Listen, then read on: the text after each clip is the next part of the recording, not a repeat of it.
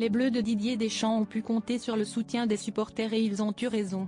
Ce jeudi 22 septembre, les champions du monde avaient rendez-vous au Stade de France pour affronter l'Autriche en Ligue des Nations. Un match explosif, qui s'est soldé par une victoire 2-0, auquel les célébrités ont été nombreuses à assister, en solo ou en famille.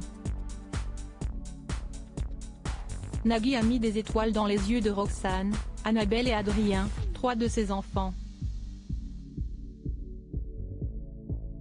Vincent Delerme est lui aussi venu en compagnie de l'un de ses garçons.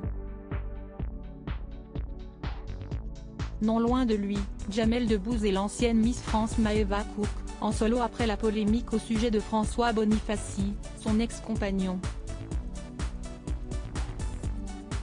Mais il n'y a pas qu'une trépote ou avec ses enfants qu'on peut venir admirer les matchs. Si est-il la raison pour laquelle Camille Serre et son chéri Théo Fleury étaient dans les tribunes?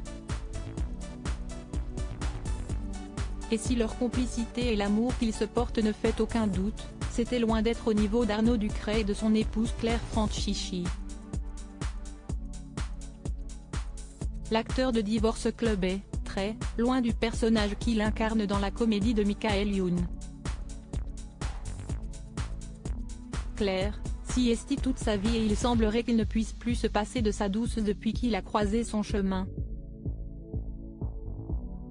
Mariés, les Tourtereaux forment une belle famille recomposée avec Oscar, 9 ans, fils du comédien et de Maureen Nico et les triplés de 16 ans de la danseuse. Si est-il la raison pour laquelle les amoureux n'envisagent d'ailleurs pas d'avoir des enfants ensemble et ça tombe bien puisqu'ils ont tout le loisir de profiter à deux.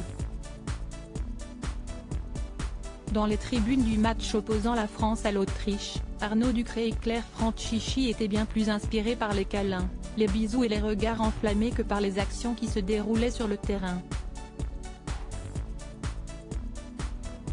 Entre deux lampées de vin, l'acteur se laissait papouiller par son épouse, transformée en distributeur de baisers et de caresses aux petits soins pour son homme.